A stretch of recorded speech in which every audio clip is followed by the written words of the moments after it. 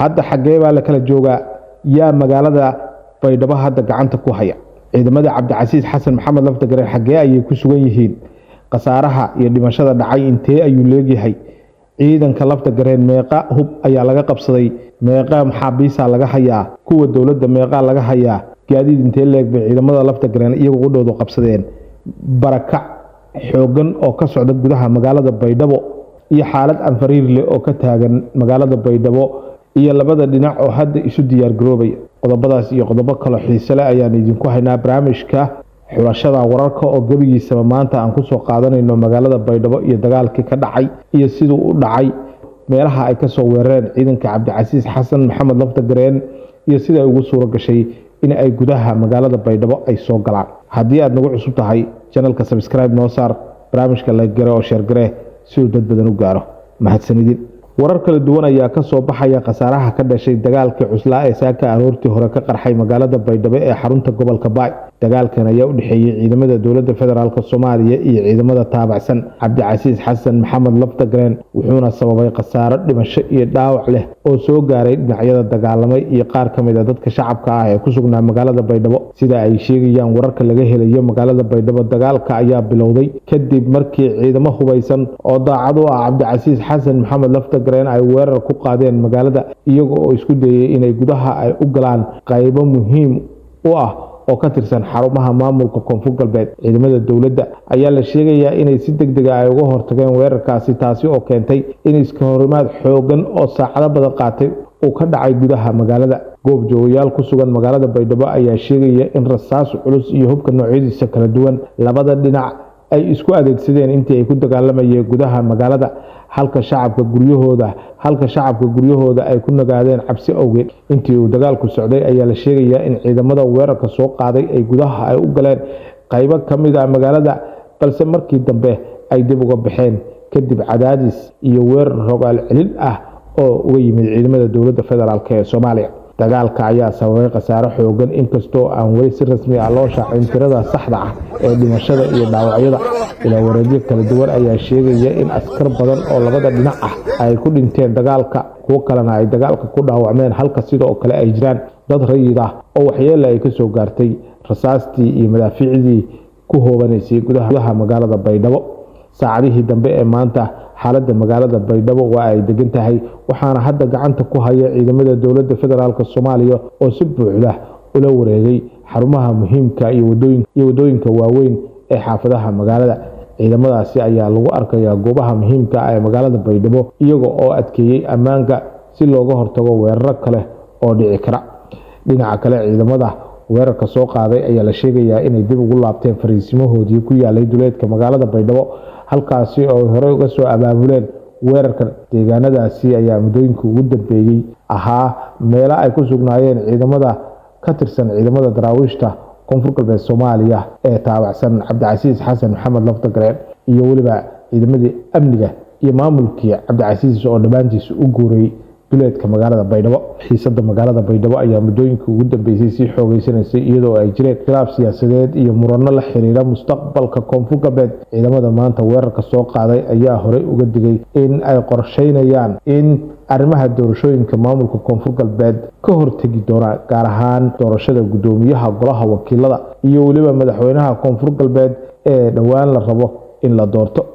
dadka falanqeeya arrimaha siyaasadda ayaa aaminsan in dagaalkani uu qayb ka yahay loolanka siyaasadda ee sii xoogeysanaya kaasi oo salka ku haya awood qaybsiga iyo jihada siyaasadda ee maamulka koonfur galbeed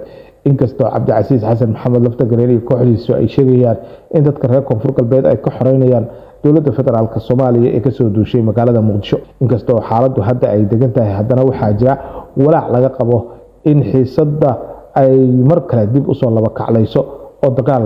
uu saacad kastaba ama xilli kastaba uu ka bilaaban karo magaalada baydhabo maadaama furin ay u noqotay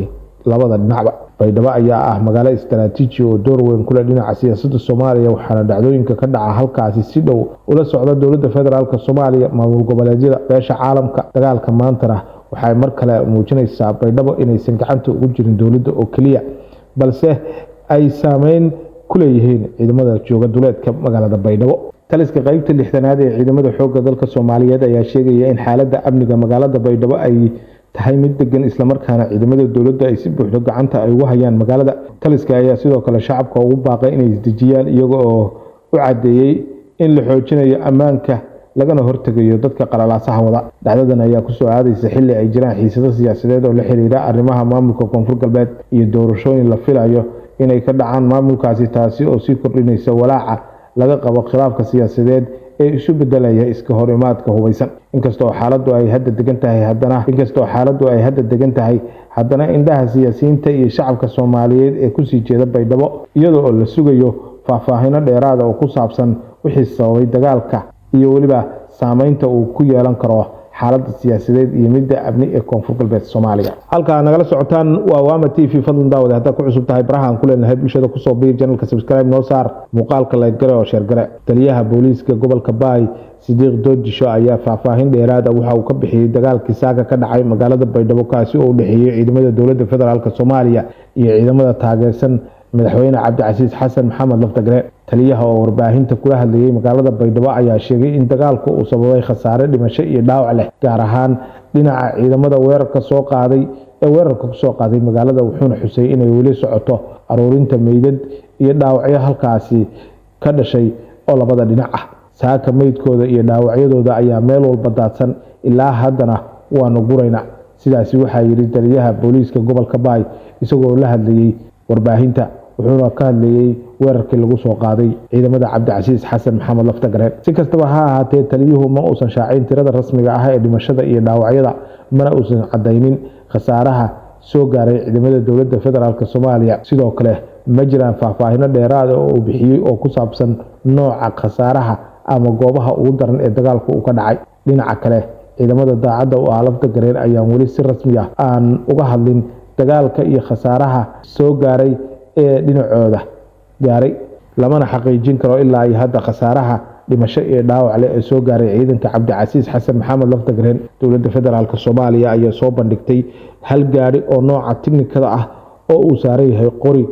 kaasi oo ay sheegeen inay ka qabsadeen ciidamada Cabdicasiis Xasan Maxamed Laftagareen. Dagaalkii saaka ayaa cabsi iyo jahwareer waxa uu ku abuuray shacabka Baydhabo, hase yeeshee xaaladda magaalada ayaa hadda lagu soo waramayaa inay degan tahay. Ciidamada dowladda federaalka Soomaaliya ayaa xoojinaya ammaanka goobaha muhiimka ah, halka dhaqdhaqaaqyada caadiga ah magaalada ay sidooda caadiga ah dib ugu soo laabteen. Dhacdadan ayaa ku soo beegmaysa xilli ay jirto xiisad siyaasadeed oo la xiriirta mustaqbalka maamulka Koonfur Galbeed, arrimaha doorashooyinka laga qabtay Koonfur Galbeed iyo waliba sidii maamul cusub u yeelan lahayd Koonfur Galbeed Soomaaliya. Wixii warar ay ku soo kordho qodobkani